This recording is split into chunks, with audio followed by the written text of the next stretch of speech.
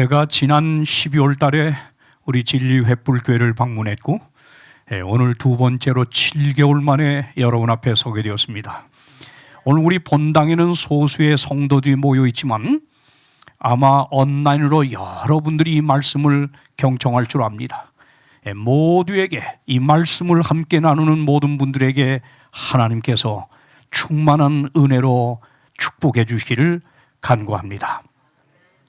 오늘 여러분과 함께 나눌 말씀의 제목은 종말의 때에 꼭 사야만 하는 한 가지입니다. 요한계시록 3장 17절 19절 말씀 우리 함께 합독할까요? 내가 말하기를, 다 같이 시작. 내가 말하기를 나는 부자라 부요하여 부족한 것이 없다 하나 내 곤고한 것과 가련한 것과 가난한 것과 눈먼 것과 벌거벗은 것을 알지 못하도다.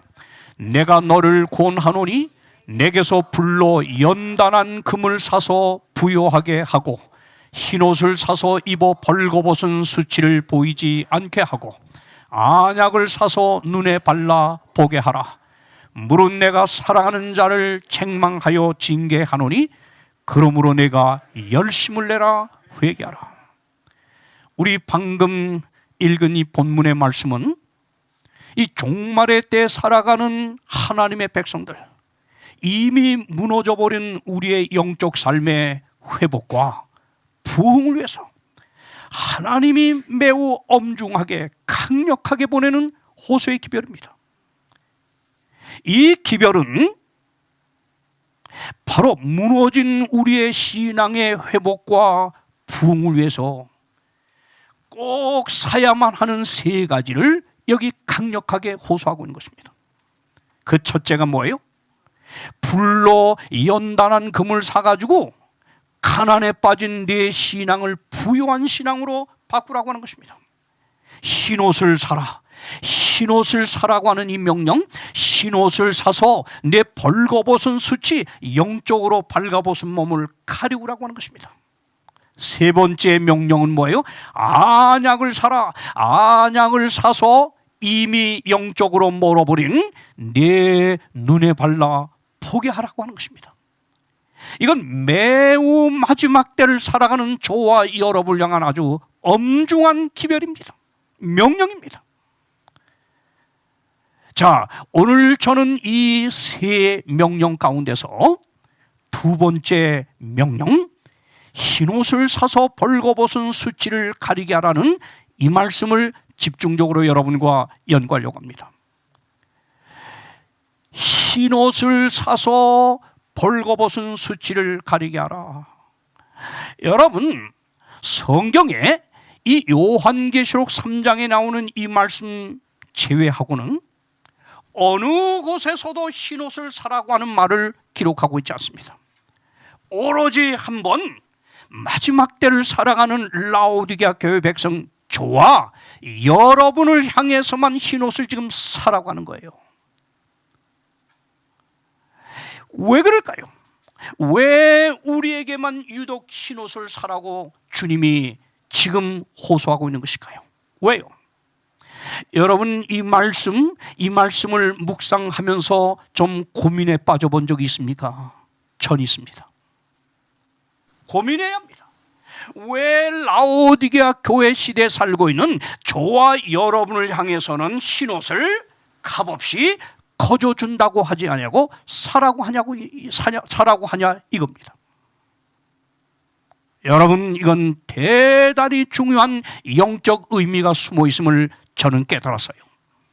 자, 그렇다면 이 중요한 의미를 담고 있는 흰옷을 사라고 하는 이 명령은 여러분이 깨달아 지키느냐 안 지키느냐에 따라서 우리의 영원한 운명을 결정하는 기별이 이 기별입니다. 볼까요? 자, 그러면 흰옷을 사라고 하는 이 주님의 거룩한 명령, 여러분 여기 흰옷을 사라고 하는 이 거룩한 명령을 여러분이 볼 때 먼저 우리는 이 명령에서 세 가지 질문을 던지지 않을 수가 없어요. 어떤 질문이죠? 첫째는 흰옷은 도대체 무엇을 의미하며 왜 준비가 되었느냐 이겁니다. 두 번째는 그러면 이 준비된 흰옷을 사라고 하는데 흰옷의 구체적인 역할이 뭐냐고 하는 것입니다. 세 번째 질문입니다. 왜 라오디게아 교회에게는 값없이 거저준다고 하지 아니하고 흰옷을 우리에게만은 왜 사라고 주님이 명하시는 것입니까? 왜요? 자, 이런 세 가지 질문을 하나하나 우리 물어가면서 이 질문에 답을 하며 주님의 주시는 은혜의 말씀을 이제부터 나누겠습니다. 첫째 질문입니다. 흰옷은 구체적으로 무엇을 의미하며 왜 준비가 되었습니까?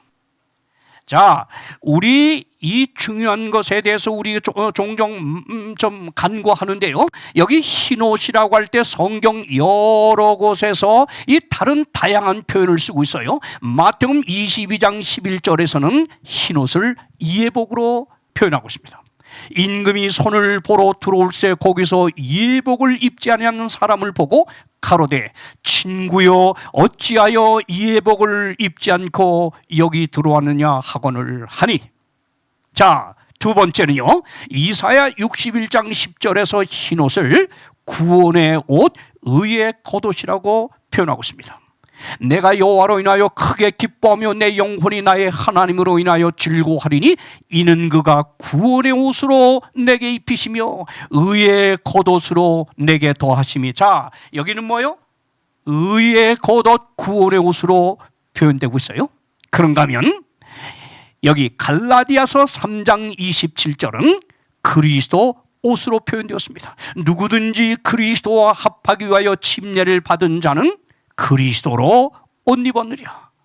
그런가 하면 요한계시록 19장 7절 8절에서는 흰옷을 빛나고 깨끗한 세마포로 표현하고 있습니다. 우리가 즐거워하고 크게 기뻐하며 그에게 영광을 돌리세 어린 양의 혼인 기약이 이루었고 그 아내가 예비되었으니 하였으니 그에게 허락하사 빛나고 깨끗한 세마포를 입게 하셨은즉 이 세마포는 성도들의 오를 행실이라.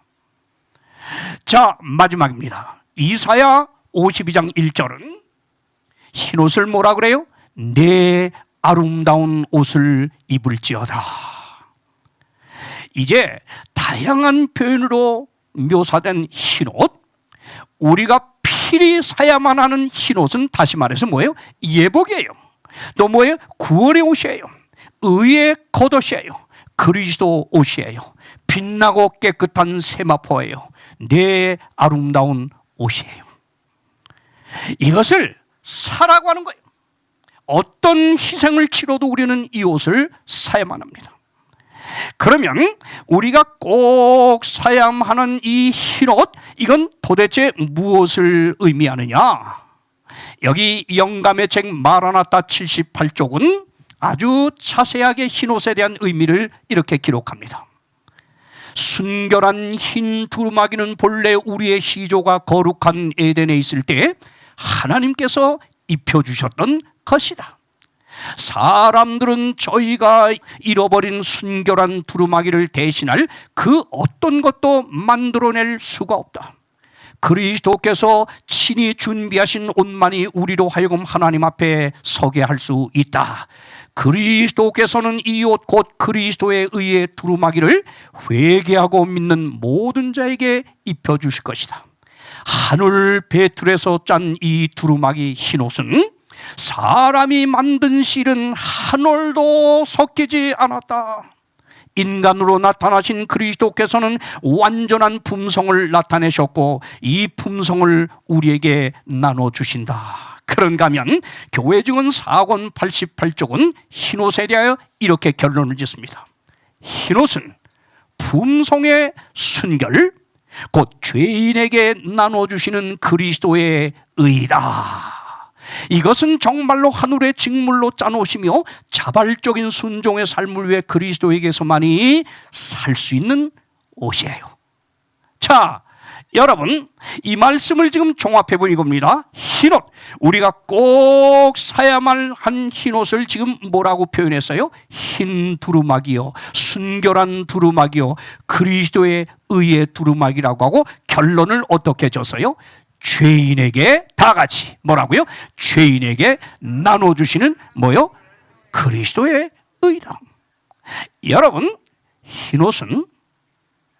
흰옷이 갖고 있는 의미는 바로 이제 우리 확실해졌죠? 그리스도의 뭐요?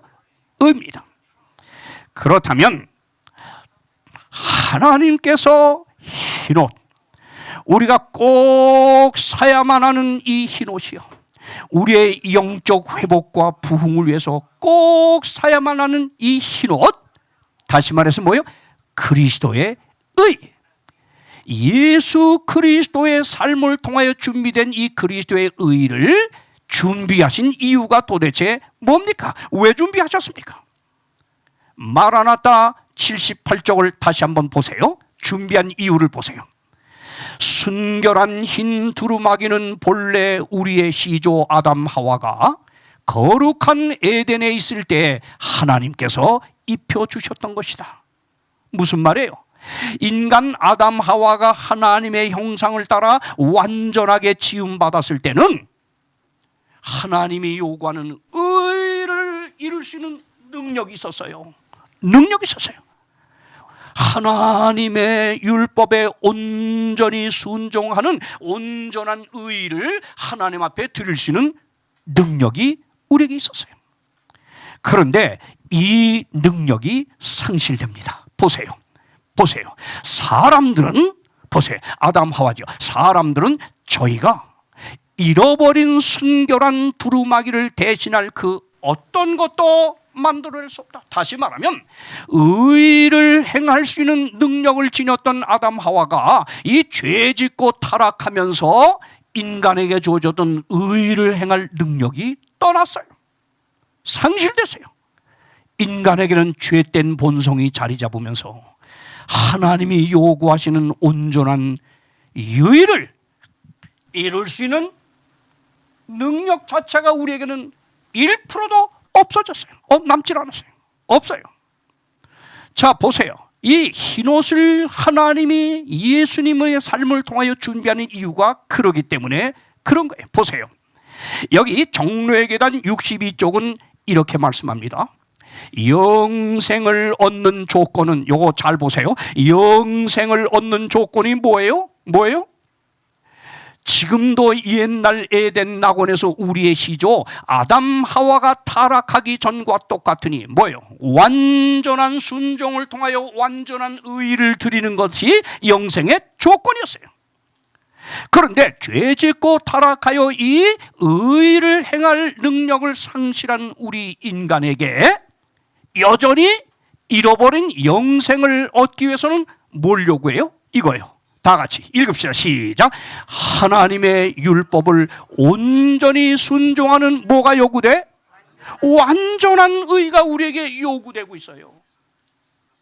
그러면 죄로 인하여 잃어버린 영생을 다시 취득하기 위해서 하나님이 우리에게 요구하는 의는, 순종은 99%가 아니라 온전한 의, 온전한 순종, 100%의 의를 하나님은 요구하고 계십니다. 그런데 이 요구를 받는 저와 여러분은 어떤 존재예요? 보세요. 왜? 의는 없어. 의를 드려야 되는데 의를 행할 능력이 없어요. 전혀 없어요. 하나도 없어요. 저는 이 불교에 참 존경받는 고인이 되신 성철 스님, 전 기독교의 목사지만 개인적으로 이분을 정말 존경합니다. 훌륭한 분입니다. 정말 훌륭한 분입니다. 그런데 이분에게서 제가 정말 감동을 받은 것 가운데 하나는 이겁니다. 이분이 성경이 말하는 죄짓고 타락한 인간의 그 본성, 의를 이룰 수 없는 인간의 그 존재를 이분이 삶을 통하여 증명을 한 걸 고백을 했어요. 여러분, 이분이 돌아가시기 전 바로 3일 전에 마지막 남긴 유언,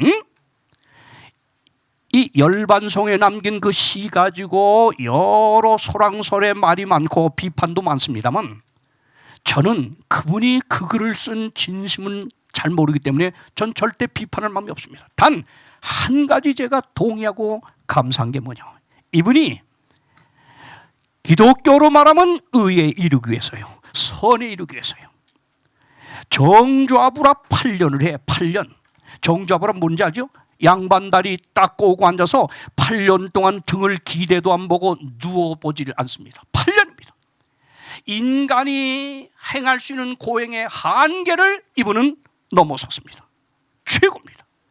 8년을 양반다리 꼬고 앉아 이런 고행을 하며 그가 고행을 하는데, 그러고서 사방에 절망 닫혀놓고 모든 외부인과의 접촉을 끊고 날쌀과 생쌀과 솔나무 잎과 물만 마시면서 8년 동안을 이런 고행을 통해서 수행을 합니다. 왜요? 타고난 인간 속에는 모든 욕심, 모든 죄를 다 벗어버리고 열반에 들어가기 위해서. 그런데 그가 돌아가기 3일 전에 남긴 유언에 무슨 말이 나와요? 안 되더라 이거예요. 다시 말하면 나는 수많은 중생들에게 이 고행과 수행을 통해 이 일을 의에 이룰 수 있다고 난 가르쳤다 이거예요. 중생을 속였다 이거예요. 안 된다 이거예요. 그러면서 그는 마지막 남길 나는 무간지옥으로 떨어진다, 이렇게 고백을 했는데, 그 근본 의도를 저는 잘 모르지만은 이분이 하나 저와 함께 성경적 입장에서 동의하는 게 뭐냐면, 죄짓고 타락한 다음에 의를 행할 능력이 인간에게는 어떤 노력을 해도 안 되는 존재로 바뀌어 있다는 사실, 이걸 고백한 거예요. 확실해요. 안 됩니다. 안 돼요. 어떤 고행을 통해도 인간의 타고난 이 본성, 이걸 이기고 하나님이 요구하는 완전한 의에 이를 사람은 아무도 없어. 그래서 뭐요? 로마서 3장 20절에 뭐요? 그러므로 율법의 행위로 그의 앞에 의롭다함을 얻을 육체가 다 같이 있다? 없다? 없어. 하나도 없어요. 없어요. 여러분, 그러므로 우리가 오늘 꼭 구원을 여러분이 받기 위하여 오늘 이 자리에 있다고 하면 가장 구원을 위하여 먼저 경험해야 될 게 이겁니다. 보세요. 가룟법은 기별 1권 462쪽은 이렇게 말합니다. 우리들은 하나님의 율법을 범하였으며 율법의 행위로는 어떤 육체도 의롭다함을 얻을 수 없다. 아주 뼈저리게 이걸 깨달습니다. 이걸 못 깨달으니까 현대판 이 율법주의자들, 이 바리새인들이 수두룩해 아직도. 인간이 자신이 범한 거룩하고 공의로운 율법의 요구에 응하기 위하여 하나님이 요구하시는 온전한 의에 이르기 위해서는 방법이 없어요. 방법이 없어요. 자기 자신의 능력으로는 최선의 노력을 다 기울일지라도 전혀 무가치한 것이야. 맨발로 에베레스트 산 정상을 정복하려는 어리석은 결단과 똑같은 거예요. 안 돼. 그러나 복음입니다. 그러나 그리스도를 믿음으로 말미암아 그는 모든 것이 충만하신 하나님의 아들의 의를 뭐 할 수 있다? 주장할 수 있다. 하나님이 영생의 조건으로 홍명관에게 요구하는 것이 뭐예요? 99%의 순종의가 아니야. 100%의 온전한 순종, 온전한 의를 영생의 조건으로 요구해요. 근데 홍명관은 죽었다 1만 번 깨도 안 돼. 할 능력이 없어. 그래서 할 수 없는 저를 위하여 하나님께서 그 아들 독생자 예수를 홍명관이 앞에다 딱 세우시고 홍명관이가 살아야만 될 온전한 순종, 온전한 의의 생애를 예수가 나와 똑같은 인성을 가지고 저 대신 그 삶을 이분이 살게 하신 거예요. 그래서 예수, 여러분, 의라고 우리가 의 하는데 이 의는 알고 보면 예수 그리스도예요. 예수 그리스도를 내 앞에 세우셔서 이분이 홍명관에게 요구하는 온전한 순종, 온전한 의를 하나님 아버지 앞에 한 번의 죄를 범치는 완전한 삶으로 충족시켜줬어요. 이게 흰옷이야. 이게 하나님의 의라고 하는 것입니다. 아멘. 이걸 붙들어야 살아, 이걸. 예. 그러니까 이 구원의 시작은요, 나는 정말 죄짓고 타락한 악한 본성을 지닌 홍명관이는 하나님이 요구하는 의를 이룰 어떤 힘도 나에겐 없다고 하는 것을 깨달으며 절망해야 돼요. 절망해. 오라, 나는 곤고한 사람이라 누가 나를 이 사망의 몸에서 건져낼까. 이런 탄식하는 경험이 있는 사람이 진짜 구원의 바른 출발을 하는 거예요. 자기 경험이에요. 저는 우리 큰딸에게서 작년에 이걸 확실히 봤어요. 열흘 동안 자기의 지나온 삶의 모습을 보여주는 하나님 앞에서 아주 절망을 했다는 거예요. 절망. 열흘 동안을 울며 회개했대. 열흘을. 그러고 나니까 환한 빛처럼 자기에게 임하는 게 뭐냐면, 모든 지난날 자기가 잘못 산 삶을 다 용서하시고 예수 그리스도께서 대신 이루어놓으신 의로 자기를 덮어주셨다고 하는 사실. 그래서 자기는 이젠 더 이상 죄인이 아니고 의로운 하나님의 사랑받는 딸로 서게 됐다는 걸 자기는 확신하게 됐다는 거예요. 여러분, 구원의 시작은 나에 대한 절망에서부터 시작됩니다. 나에 대한 깊은 절망, 탄식이 정말 일어나는 사람은 붙들 게 그리스도의 의밖에 없어요. 자, 보십시오. 여기 그런데 말이에요. 이 주제에 넘은 이 많은 우리 요즘 성도들 가운데 어떤 사람이 있어요? 이런 사람이 있어. 보세요. 예. 가려 뽑는 기별 1권 314쪽.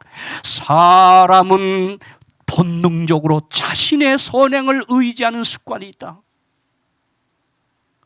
뭐 좀 남보다 가난한 자는 좀 돕고, 뭔가 교회 많이 희하고 건축원금 많이 내면 조금 마음이 좀 우쭐한 기분이 있지요? 없어요? 난 있더라고. 상대와 비교해서 이거 보세요. 어떤 사람들은 새벽 기도에 수백 번의 성경 통독했다고. 현대판 바리새인들이죠. 헌금이나 안식일 준수 등 자신의 형식적이고 충성스러운 신앙생활에 이 자부심을 느낀다. 그러나 비록 그 모든 것도 아무리 여러분이 교회를 위해서 많은 헌신을 했다고 할지라도 그건 모두가 그리스도의 공로 의를 힘입지 않으면 말짱 쓰레기야, 쓰레기. 이걸 하셔야 합니다. 이걸 깨달아야 거기서부터 고개를 숙일 줄 알고 겸손해질 줄 알고 사랑을 실천하는 사람으로 바뀌는 겁니다. 자, 그렇다면 이 두 번째 질문이요, 이겁니다. 그리스도의 의, 흰옷, 우리가 꼭 사야만 하는 이 흰옷의 역할이 뭐냐 이거예요. 예? 이거 아주 중요한 이제 본론의 말씀이 되겠습니다. 보세요. 이 역할을 바르게 깨달으면 우리가 이걸 붙들고 살지 않을 수가 없어요. 로마서 1장 16, 17절 다 같이 한번 이 말씀 읽어봅시다. 다 같이 내가 시작. 내가 복음을 부끄러워하지 아니하노니 이 복음은 모든 믿는 자에게 구원을 주시는 하나님의 능력이 됩니다. 복음에는 하나님의 의가 나타나서 믿음으로 믿음에 이르게 하나니 기록된 바 오직 의인은 믿음으로 말미암아 살리라 함과 같으니라. 여러분, 이 말씀을 좀 깊이 있게 여러분이 깨달아야 돼요. 잘 드세요. 로마서의 가장 중심되는 핵심절이 바로 이거예요. 자, 여기 바울이 지금 뭐라 그래요?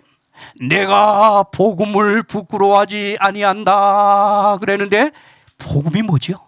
복음이 뭐지요? 어디 복음이 뭐지요? 말씀해 보세요. 복음이 뭐예요? 복음이 뭐예요? 뭐예요? 기쁜 소식. 복음이 뭐예요? 뭐가 기쁜 소식이에요? 복음하면 한마디로 예수 그리스도예요. 아멘.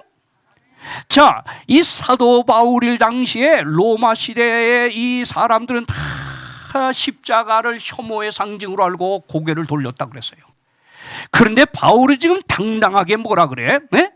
나는 복음을 부끄러워하지 않는다. 예수를 나는 믿는 것 부끄러워하지 않는다. 이유가 뭐야? 이유가 나왔어요. 이유가 뭐야? 복음은 모든 믿는 자에게 구원을 주시는 다 같이 뭐다? 하나님의 능력, 누나미스, 누나미스, 영어로 직역하면 다이나마이트, 폭발적인 능력을 가지고 있어. 뭐가? 복음이. 자, 질문입니다. 누가 맞춰주세요. 맞히면 제가 감사 표현을 하겠습니다. 자, 맞히세요. 여기 사도 바울이 복음을 하나님의 뭐라 그랬어요? 능력이에요.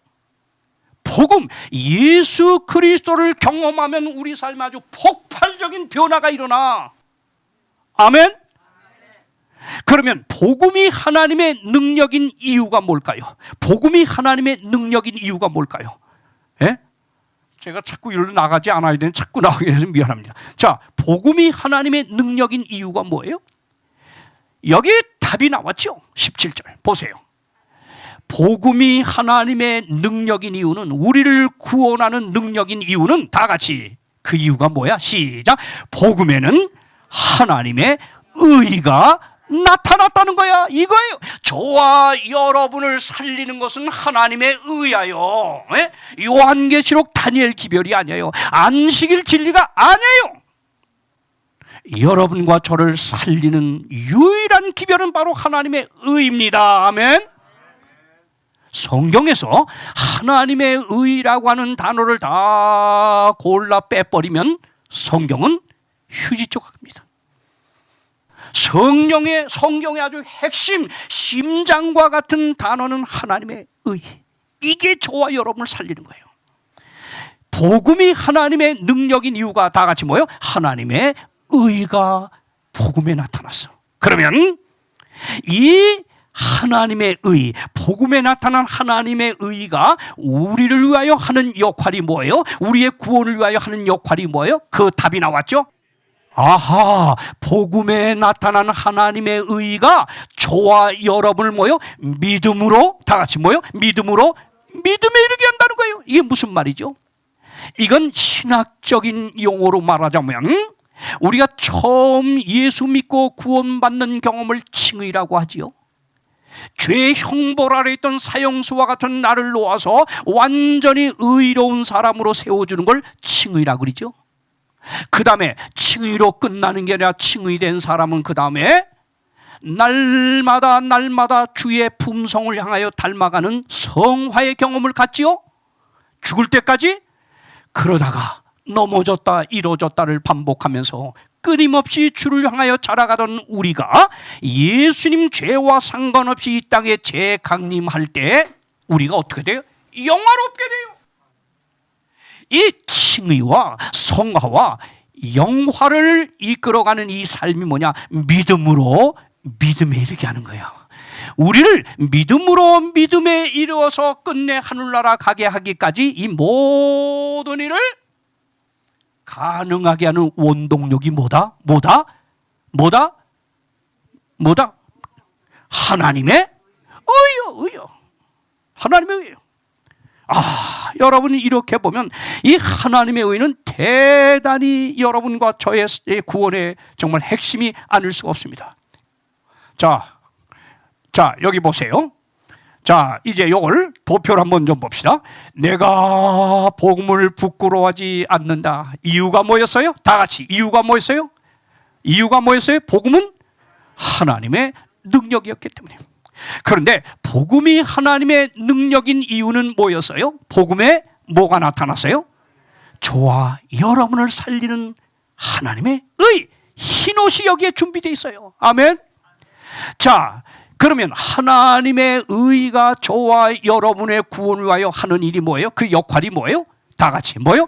믿음에서 믿음에 이르게 합니다. 아멘.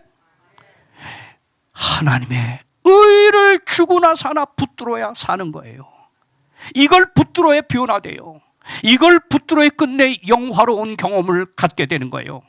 자, 이것을 다시 설명하면 이겁니다. 여러분, 구원에는 과거 시제가 있고 현재 시제가 있고 또 뭐가 있어요? 미래 시제가 있습니다. 구원의 과거 시제가 소위 말하는 칭의입니다. 구원의 현재 시제는 성화입니다. 구원의 미래 시제는 영화입니다. 자, 이제 하나하나 예증을 좀 보세요. 에베소 2장 8절에는 구원의 과거 시제에 이렇게 나옵니다. 너희는 그 은혜에 의하여, 다 같이 시작, 믿음으로 말미암아 구원을 뭐 했나니?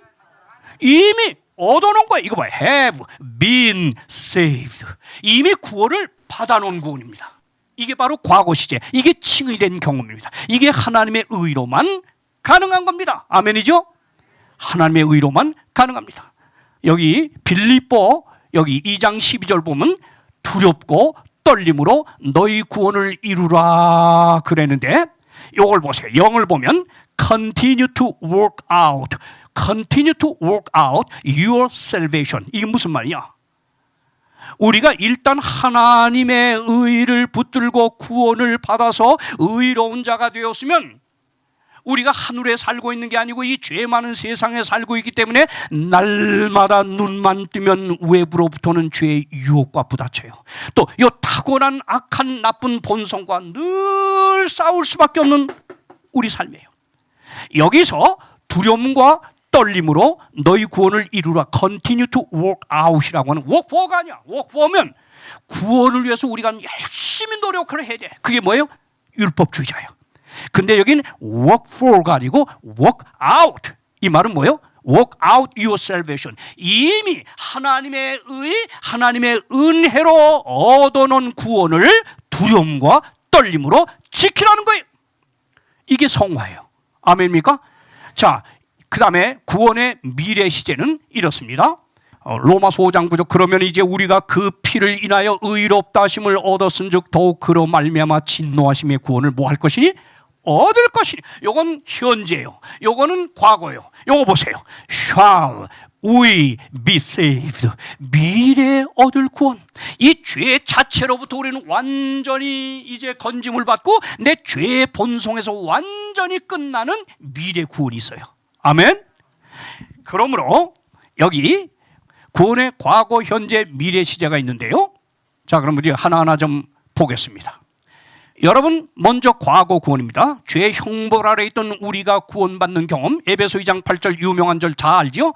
너희가 그 은혜를 인하여 믿음으로 말미암아 구원을 다 같이 뭐예요? 이미 얻었어요. 얻었나니, you have been saved. 얻었나니. 자, 그러면 여기 과거 시제의 구원에서 우리에게 주어진 게 뭐예요? 은혜입니다. 이 은혜입니다. 은혜가 뭘까요? 여러분, 하나님께서 모든 인류에게 주신 은혜가 뭐지요? 예수 그리스도의 삶을 통해서, 희생을 통해서 우리에게 주신 은혜가 뭐지요? 뭐지요? 뭐예요? 하나님의 의 아닙니까? 예수께서 십자가에서 다 이뤘다고 운명하는 순간 그는 우리의 화목제물이 되셔가지고 우리 모든 사람을 의롭다고 선언했다고 로마서 3장 24절 나오지 않습니까? 이게 은혜입니다. 이 은혜가 모든 사람에게 주어졌는데 이걸 거절하니까 구원을 못 받는 거예요. 우리는 거절하지 않고 이걸 수용했기 때문에 우리는 선물로, 구원을 선물로 받았습니다. 이게 과거 시제입니다. 그래서 로마 3장 22절 뭐라 그래요? 율법의 행위로 그의 앞에 의롭다함을 얻을 육체는 없어요. 없어요. 성철 스님도 고백을 했어요.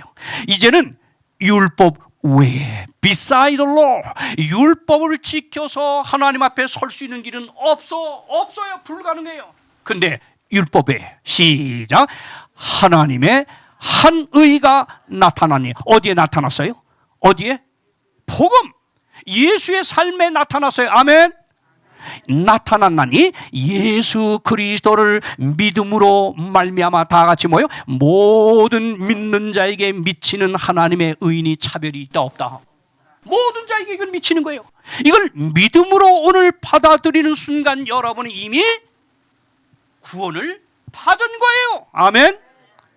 구원을 받은 상태에서 이제 이 경험을 한 사람만이 현재 구원을 경험합니다. 그래서 뭐예요? 이 경험을 하면 결코 정죄함이 그 사람에겐 없다 그랬어요. 로마서 8장 1절.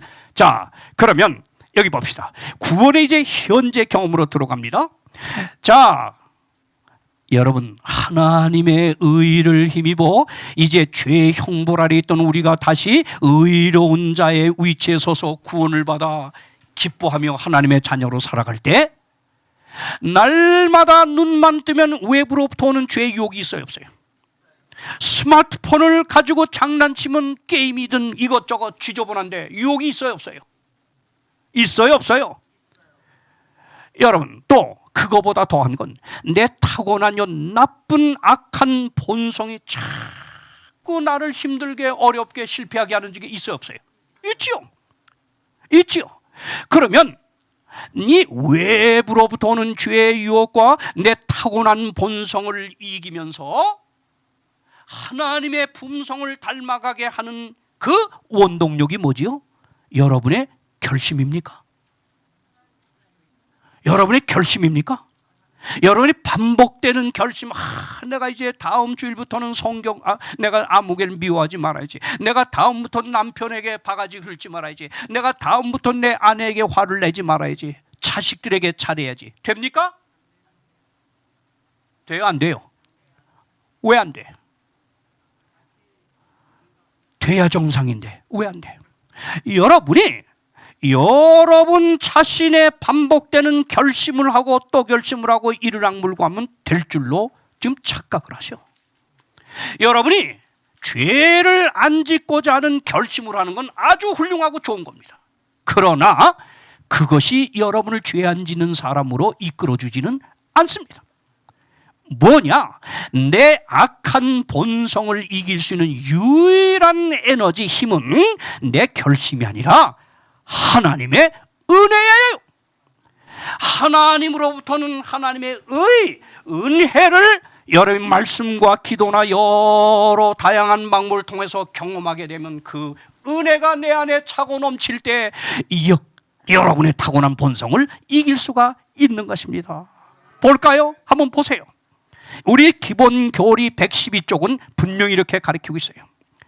칭의나 성화 그 어느 것도 공로의 결과가 아니다. 둘 다 오로지 그리스도의 은혜와 의에서 기인된다. 그렇죠. 우리 성화되는 것도 전적으로 하나님의 은혜로만 가능하다 이 말이에요. 보세요. 우리로 의롭다 하심을 받게 해주는 의는 전가되는 의며 칭의죠. 이미 우리 경험했죠. 그 다음 우리가 날마다 그리스도의 아름다운 품성을 닮아가게 하는 성화되게 하는 의는 다 같이 뭐다? 나눠주는 의다. 전자는 하늘에 들어갈 우리의 증서요, 후자는 하늘에 들어갈 우리의 적합성이다. 아하, 이제 정신을 좀 바꿔주세요. 이 타고난 나쁜 본성, 아무리 결심해도 안 되고 또 며칠 지나면 짜증나고 화나고 미워하고 시기하고 질투하고 왜 못 고칩니까?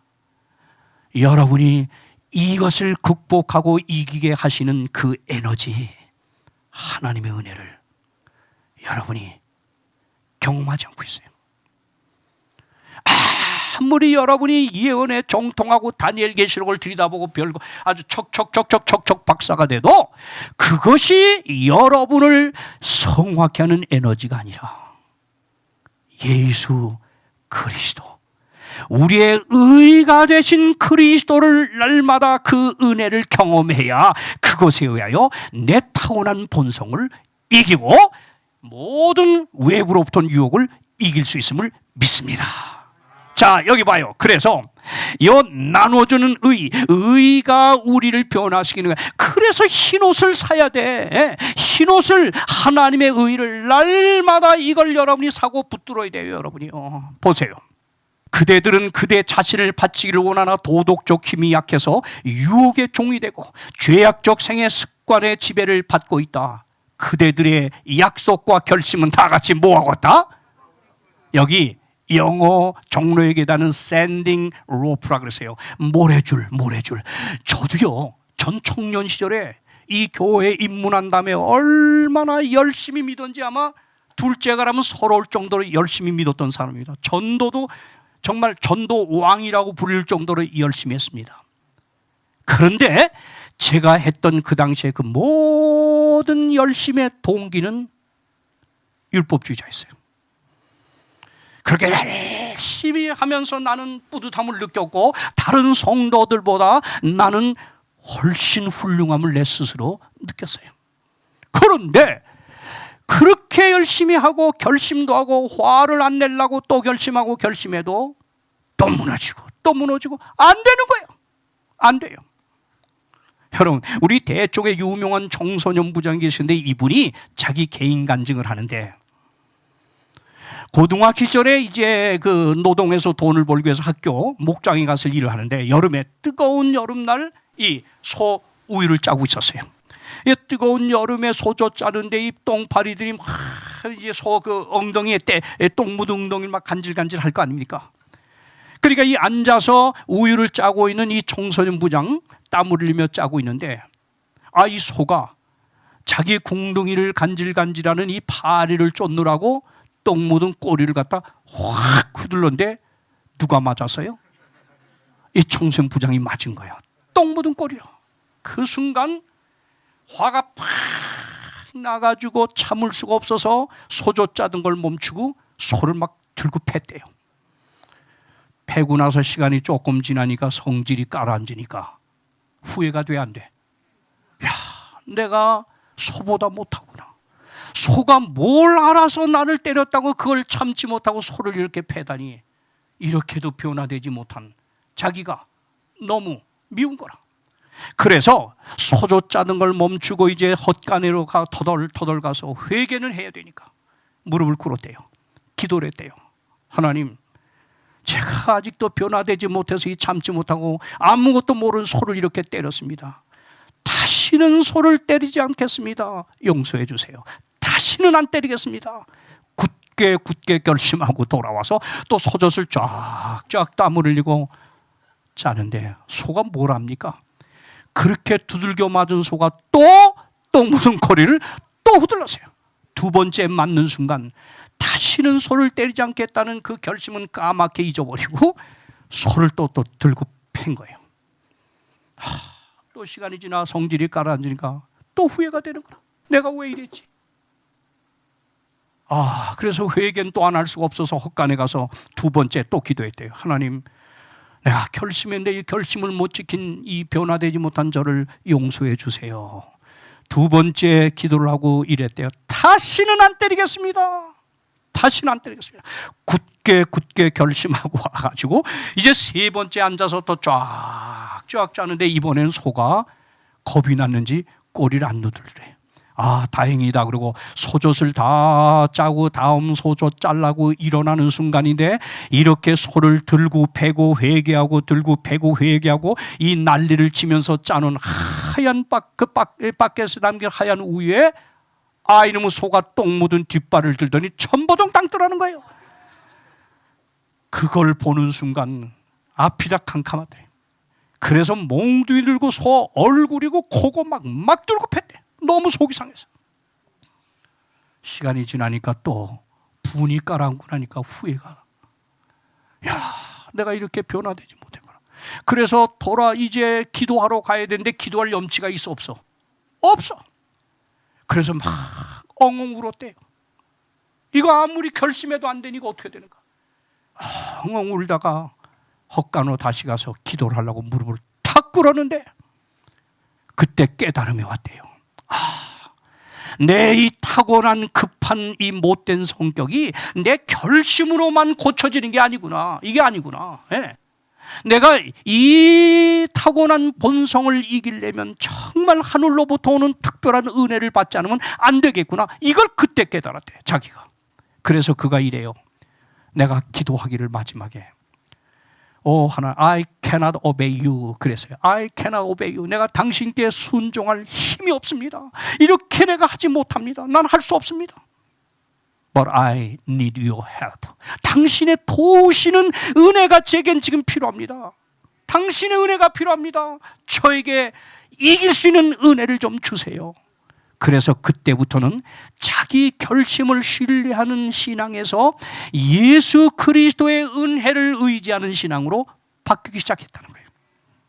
저는 그분의 그 간증이 제 청년 시절에 그 율법주의자로 살 때 그렇게 결심해도 안 고치던 제가 하나님의 은혜를 깨닫기 시작하면서 모든 신앙의 중심을 하나님의 은혜에 맞추다 보니까 참을성이 생겨나더라고요. 예수 그리스도지요. 그 은혜의 주인공 그리스도에게 집착하니까 예수의 은혜가 나를 사로잡으면서 이 타고난 본성을 이기기 시작한 걸 제가 경험했어요. 제가. 장준효 씨 저하고 살면서 경험 좀 하고 있죠? 덩어리 같은 성격이 정말 하나님의 은혜로 변화되는 걸 봤습니까? 증인이 저기 있어요. 모든 걸 웬만한 건 누구에게 아무리 저를 헐뜯어도 인터넷으로 저 없는 소문을 퍼뜨려 한다고도 저는 대항하지도 않았고 지금까지. 그를 위해서 기도를 하면 돼. 그러면 그가 돌아오게 돼 있어요. 이 마음을 주신 게 뭐야? 내 결심이 아니라 하나님의 은혜입니다. 사랑하는 여러분, 그래서 여기 산상보훈에는 의에 대해서요, 시간이 없어서 이거 다 읽지 않고 이 의를 이렇게 정의합니다. 의는 거룩함, 의는 하나님의 율법과 일치하는 것이요, 의는 하나님과 같이 되는 것이요, 하나님은 그런데 사랑이다. 의는 사랑이며 사랑은 율법의 완성이다. 그런데 그 사랑은 하나님의 빛과 생명이다. 결론 뭐예요? 의는 다 같이 뭐예요? 거룩함이요. 그 다음 뭐예요? 사랑이요. 그 다음 뭐예요? 그러므로 여러분이 하나님의 은혜, 의를 날마다 체험한다, 날마다 이걸 받는다고 하는 의미가 뭔지 알아요? 이 의미가 내 안에 하나님의 의 거룩함이, 하나님의 의 사랑이, 하나님의 의 빛과 생명이 내 안에서 실천이 되는 거예요. 다시 말해 이것이 실제적인 경험이 되는 것, 이게 바로 하나님의 은혜를 받는 거거든요. 그럼 이 하나님의 의 거룩함, 사랑, 빛과 생명이 이 타고난 이기적인 본성을 가진 홍명관에게 어떻게 이것이 실제 경험이 되느냐? 이 실제 경험이 되게 하는 나를 도와주시는 분이 성경에 이미 약속됐죠. 보혜사 성령님. 그래서 하나님의 의가 내 삶에서 실제적인 경험이 되도록 거룩함과 사랑과 생명과 이 빛의 경험이 될 수 있도록 도와주시는 분이 다 같이 누구라? 다 같이 누구라? 성령이 거룩하게 하시는 거야. 그럼 뭐예요? 성령의 거룩하게 하심이라 그랬어요. 데살로니가서 2장 9절. 그 다음 데살로니가서 5장 23절 뭐예요? 평강의 하나님이 친히 너희를 시작 온전히 거룩. 아하, 내 안에 하나님의 의 거룩함과 사랑과 의 생명과 빛이 실제적 내 삶의 경험이 될 수 있도록 이걸 도우시는 분이 성령님이에요. 아멘. 성령님이에요. 그래서 우리가 날마다 성령을 우리가 초청을 해야 돼. 여기 봐요. 여기 봐요. 율법이 육신으로 말미암아 연약하여 할 수 없는 것. 우리는 율법이 연약해서 율법의 요구를 이룰 힘이 없어요. 이 타고난 본성을 제어할 힘이 없어요. 그러나 할 수 있는 길이 나왔어요. 하나님은 하시나니. 나로 참게 하시는 분이 누구야? 하나님이야. 그 다음 보세요. 야, 죄로 말미암아 자기 아들을 죄 있는 육신의 모양으로 보내 육신의 죄를 져. 그러니 하나님이 하시기 때문에 이제 시작. 저와 여러분이 할 일이 이겁니다.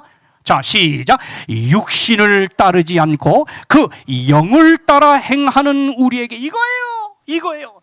내 육신의 욕을 따르지 말란 말이에요. 내가 결심하면 될 것처럼 착각하고 여러분이 이를 악물고 금식하며 기도하면 안 돼. 되게 하시는 분은 오직 하나님이야. 그래서 그 하나님의 의가 내 삶의 실제적 경험이 되게 하시는 주인공 성령을 여러분이 의지해야 합니다. 여기 보세요. 영을 따라, 성령을 따라, 내 마음의 의지와 생각을 따르는 게 아니야. 누굴 따라요? 영을 따라 행하는 우리에게 뭐의 요구? 율법의 요구가 이루어져. 율법이 나에게 요구하는 걸 지킬 수 있는 힘이 나와. 누구를 통해서요? 성령을 선택해야 돼요. 기는 놈 위에 뭐가 있죠? 기는 놈 위에 뭐가 있죠? 기는 놈 위에 뭐가 있는지도 몰라? 뭘 뛰긴 또. 기는 놈보다 날고 기는 놈은 걷는 놈이고, 걷는 놈보다 날고 기는 놈은 뭐예요? 뛰는 놈이고, 뛰는 놈보다 날고 기는 놈 뭐예요? 나는 놈이에요. 그럼 나는 놈보다 날고 기는 놈은 뭐죠? 그건 몰라요? 그건 붙어 다니는 놈이에요. 이게 무슨 말입니까? 여러분, 별내에서 여름에 왕왕대는 똥파리가 태평양 왕왕 날개질 왕왕왕왕해서 태평양 건너 미국 갈 수 있을까요? No! 못 가요. Impossible. 불가능해요. 그런데 별내 똥파리가 미국 태평양 건너 미국 로스앤젤레스에 갈 수 있는 유일한 방법은 딱 하나예요.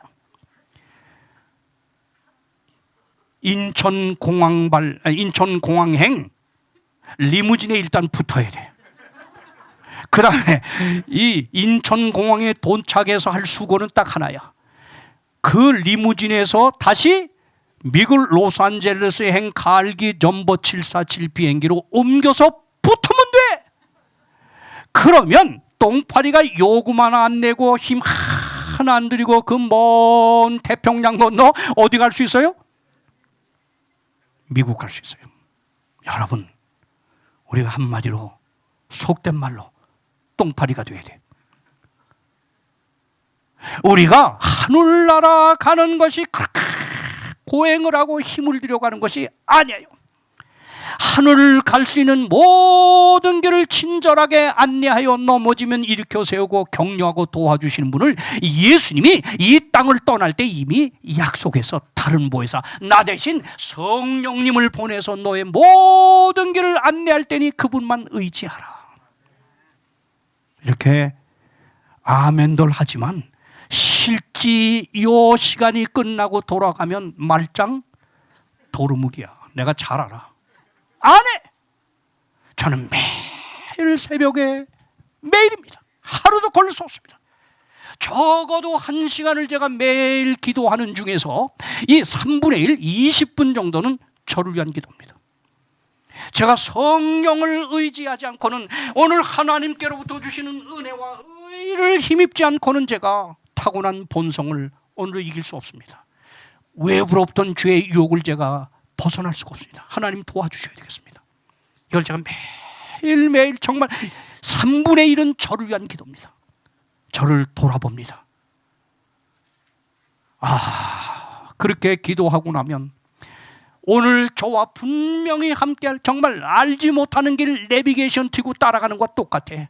오늘 하루 나를 안전하게 승리로 이끄실 성령님에 대한 확신이 옵니다. 사랑하는 여러분이시여, 이제 여러분 그러므로 그리스도인 삶은 성령 안에 사는 삶이에요. 성령으로 생기를 얻고 활력을 얻고 그리고 인도함 받고 풍성한 삶을 사는 겁니다. 그러므로 성령 없이는 참된 그리스도의 제자도를 전혀 생각할 수 없고 불가능합니다. 그럼 구원의 이제 미래 경험, 우리 구원의 과거 경험도 신옷한 그리스도의 의가 가능케 하고 또 구원의 현재 경험 그리스도를 닮아가는 성화도 하나님의 의를 성령을 통해 힘입어야만 가능하고 마지막 이렇게 살다 넘어졌다 일어났다를 반복하면서 그리스도를 향해 끊임없이 자라가던 사람은 끝내 보세요. 필립보 3장 21절 22절 영화를 경험합니다. 보세요. 우리 시민권은 하늘에 있는지라 거기로서 구원하는 자 곧 구주 예수 그리스도를 기다리노니 그가 만물을 자기에게 복종케 하실 수 있는 자의 역사로 다 같이 노란 글씨 읽읍시다. 시작. 우리의 낮은 몸을 자기 영광의 몸의 형체와 같이 변케 하시리라. 아멘입니까? 그래서 여기 영문시조 1888년 3월 23일자는 이렇게 썼어요. 이 저열한 몸, 이 악한 본성을 지고 날마다 넘어지기 일수인 이 저열한 몸이 변화되어서 그리스도의 영광스러운 몸과 같이 형성되기까지는, 영화를 경험하기까지는 뭐예요? 나는 죄가 없다고 말할 사람은 아무도 없다 이거예요. 그러니까 완전주의는 틀린 거예요. 예. 완전주의 아니에요. 우리는 예수 그리스도가 이루어놓은 그 의라고 하는 우산 속으로 들어갈 때만 하나님 아버지 앞에서 우리는 완전한 겁니다. 아멘입니까?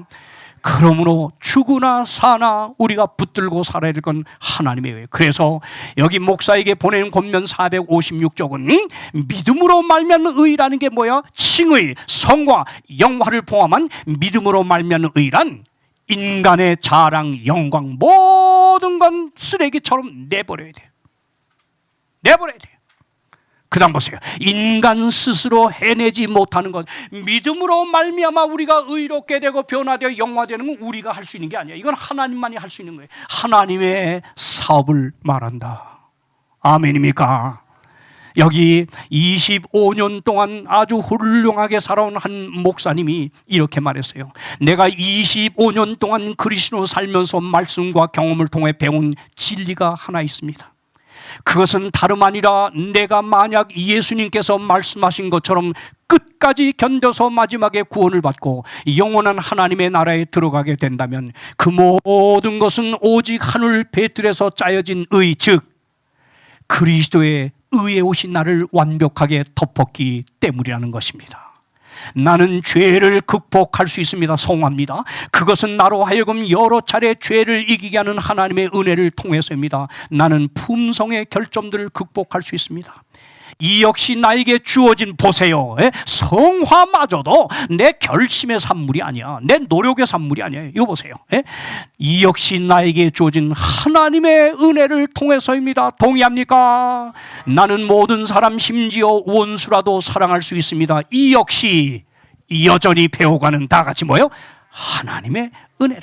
제가 확실히 고백하는 것은 저같이 타고난 나쁜 본성, 악한 본성을 지닌 사람도 누구도 포용하고 사랑하겠다는 마음을 주신 것은 하나님의 은혜더라고요.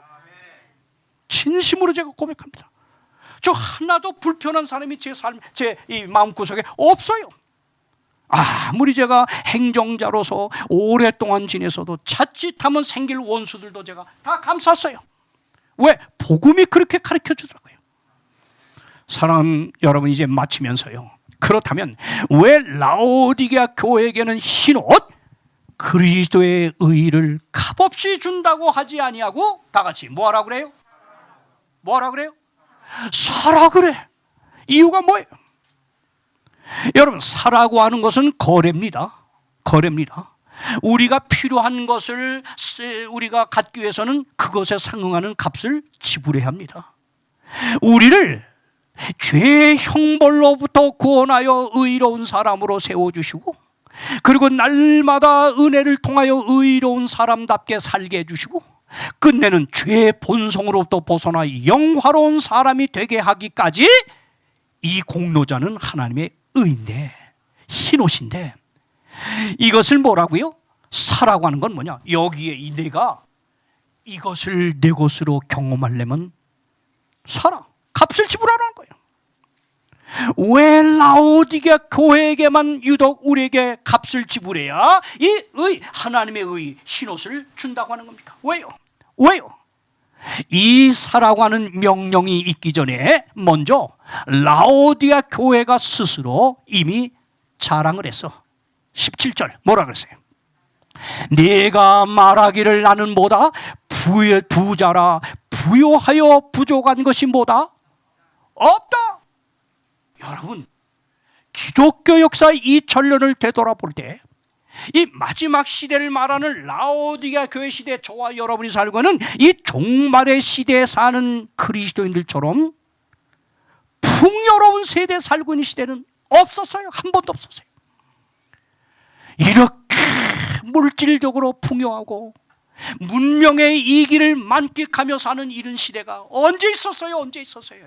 아마 스마트폰을 100년 전 사람을 이렇게 깨워가지고 한번 이거 해보라 그러면 기절초풍 죽을 거야. 이런 도깨비 방망이 어디 있어? 여러분이요, 이런 문명의 이기를 살고 편하게 살고 누리고 즐기다 보니까 우리의 관심이 나를 구원하고 변화시키고 영화롭게 하실 하나님의 의가 아니라 우리의 관심이 거의 어디로 지금 기울어졌어요? 솔직히 어디요? 세상적인 수많은 우상들을 갖고 있어. 여러분이 아침에 눈 뜨자마자 하나님으로부터 내가 은혜를 받아야 되겠다고 이런 마음을 갖고 하나님과 먼저 영적인 교제를 갖는 생각을 갖기는커녕 일어나자마자 내 스마트폰 어디 있어? 그래가지고 온 메시지 밤새 온 거 뒤져보고 거기하고 또 여러분의 관심이 그 정도 됐다면 제가 분명히 말합니다. 여러분의 우상입니다.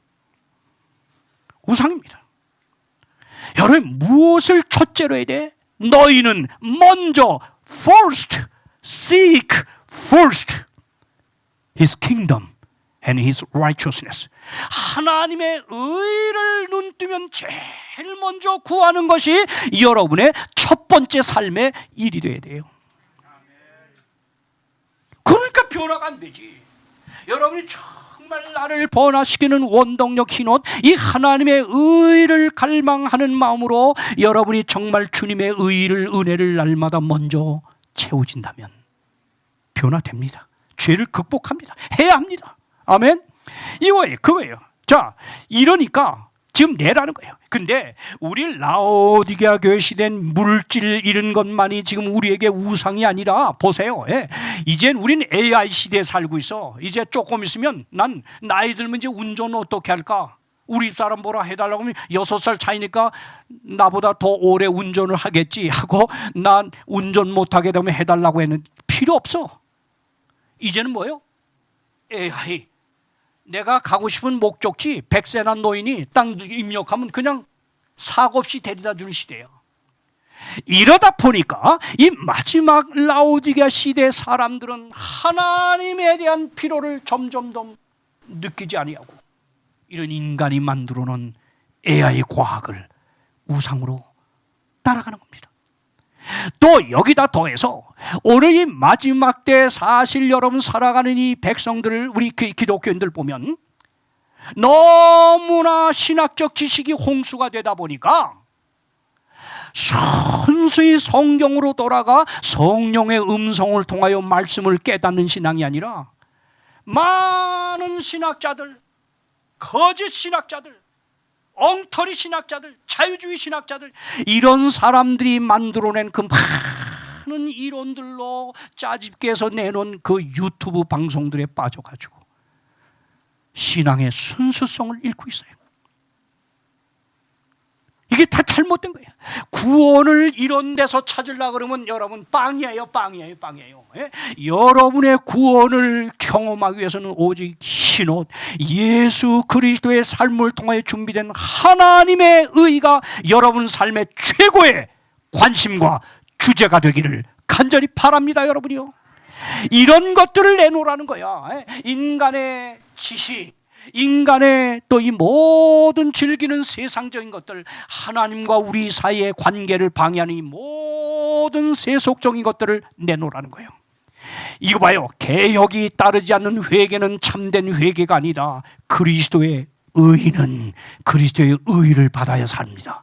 그런데 그리스도의 의 흰옷은 자복하지 않고 버리지 않은 죄, 틈만 나면 인터넷 게임에 빠져가지고 하는 이 중독된 걸 못 끊는 이런 죄를 덮어주는 외투가 아니야. 그리스도의 의는 어떤 자에게 임하냐?